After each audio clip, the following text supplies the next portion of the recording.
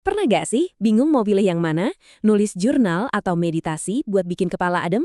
Kalau iya, Anda nggak sendirian kok. Banyak banget loh dari kita yang kejebak dalam jebakan produktivitas, kayak ngadu dua praktek hebat ini. Tapi gimana kalau pertanyaannya dari awal udah salah? Iya kan? Kita semua pasti ngerasain. Notifikasi HP bunyi terus, email numpuk, lini masa media sosial nggak ada habisnya. Nah, inilah yang disebut kebisingan algoritmik. Sebuah kondisi di mana otak kita tuh kayaknya kewalahan terus-menerus. Dan yang parah, ini bukan lagi hal aneh, tapi udah jadi kondisi normal kita. Jelas dong, kita jadi cari jalan keluar, cari satu solusi jitu. Dan pertanyaannya selalu balik lagi ke situ. Mending jurnal atau meditasi? Nah, disinilah letak jebakannya. Begitu kita mikirnya ini persaingan, kita justru malah salah jalan dan makin jauh dari ketenangan yang kita cari-cari. Nah, ini dia nih, cara pandang yang bisa mengubah semuanya. Anggap aja jurnal dan meditasi itu bukan saingan. Coba deh bayangin keduanya itu seperti dua sistem operasi yang beda buat pikiran kita. Masing-masing punya fungsi yang unik, tapi justru saling melengkapi. Oke, kita bongkar ya cara kerjanya. Gini deh mikirnya, nulis jurnal itu alatnya sang arsitek. Kenapa? Karena Anda secara aktif membangun, merancang, bahkan menyusun ulang pikiran-pikiran Anda. Beda sama meditasi. Meditasi itu alatnya sang pertapa. Anda cuma pasif mengamati, lalu membersihkan cache di otak kita biar ada ruang kosong lagi. Jadi yang satu buat memproses data, yang satunya lagi buat membersihkan sistem. Beda banget kan? Perbedaannya itu benar-benar fundamental loh. Kalau nulis jurnal, tujuannya itu klarifikasi. Kita mengosongkan isi kepala ke atas kertas. Filosofinya keren. Hidup yang nggak direfleksikan itu nggak layak dijalani. Nah, kalau meditasi, tujuannya beda. Ketenangan. Justru kita belajar melepaskan diri dari pikiran-pikiran itu. Filosofinya, hiduplah di saat ini. Jadi ini beneran dua pendekatan yang sangat-sangat berbeda, walau tujuannya mungkin sama. Dan saat kita mengeluarkan semua pikiran itu ke kertas, jurnal membantu kita mencapai sesuatu yang namanya kedaulatan kognitif. Keren ya namanya. Ini pada dasarnya kemampuan kita untuk membangun semacam firewall mental buat ngelawan semua kebisingan tadi.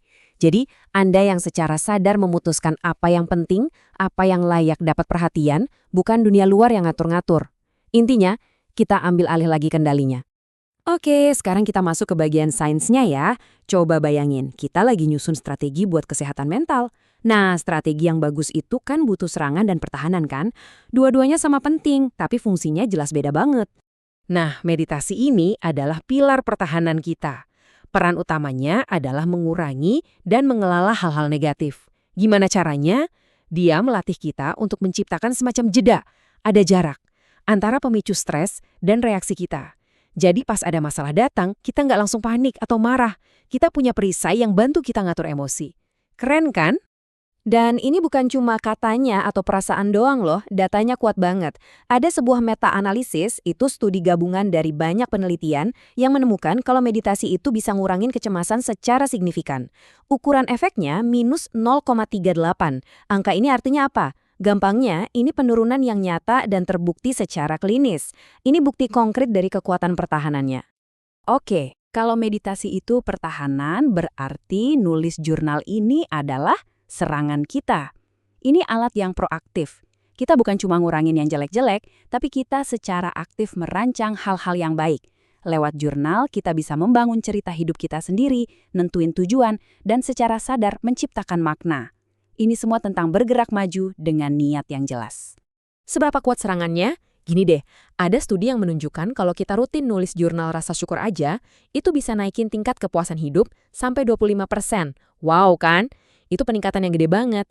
Ini bukti kalau jurnal itu bukan cuma buat ngobatin luka, tapi bener-bener buat membangun kebahagiaan secara aktif. Manfaatnya bahkan lebih spesifik lagi.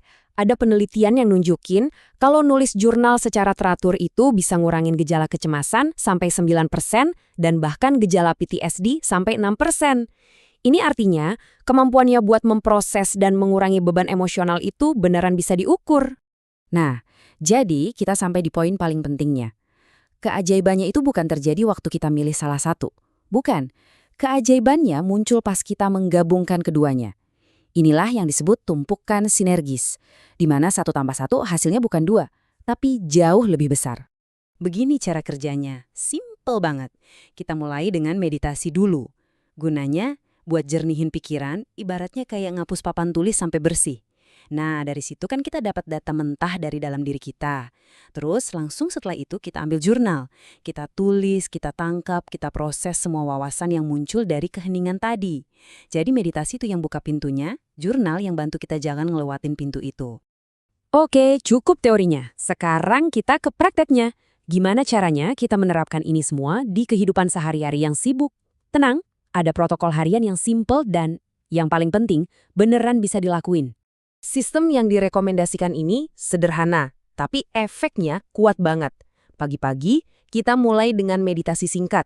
Anggap aja ini lagi membangun perisai perhatian buat seharian.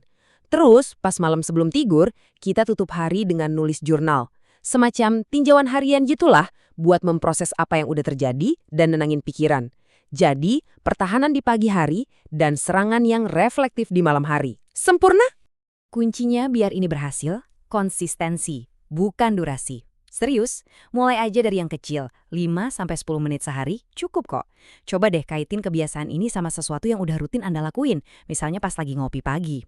Dan yang paling penting, fleksibel aja. Meditasi itu bisa sesimpel 3 kali tarik napas dalam-dalam. Dan jurnal itu bisa cuma beberapa poin di notes HP. Jangan sampai mikir harus sempurna, malah bikin kita nggak mulai sama sekali. Jadi, pada akhirnya, kita balik lagi ke ide utamanya. Ini semua tuh bukan soal milih mana yang menang, jurnal atau meditasi. Sama sekali bukan.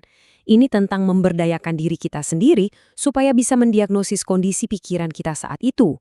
Jadi kita tahu persis, oke, alat mana nih yang harus kita ambil dari kotak perkakas mental kita sekarang.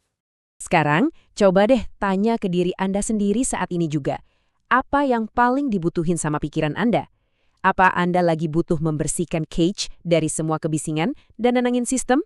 Atau Anda justru lagi butuh ambil pulpen buat memproses sesuatu, menyusun rencana, dan ngerancang langkah selanjutnya?